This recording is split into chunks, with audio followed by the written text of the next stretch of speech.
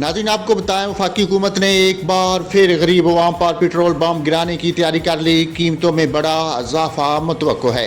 राय के मुताबिक आलमी मंडियों में तेल की कीमतों में इजाफे के बाद मुल्क में भी 1 फरवरी से पेट्रोलियम मसनूआत की कीमतों में 7 रुपये फी लीटर तक इजाफे का अमकान है।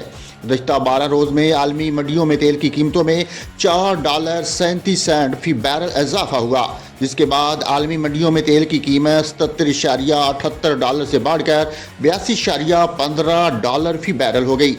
ज़राए वज़ारती पेट्रोलियम के मुताबिक 1 फरवरी से पेट्रोल 7 रुपये और डीजल 5 रुपये फी लीटर तक महंगा होने का अमकान है।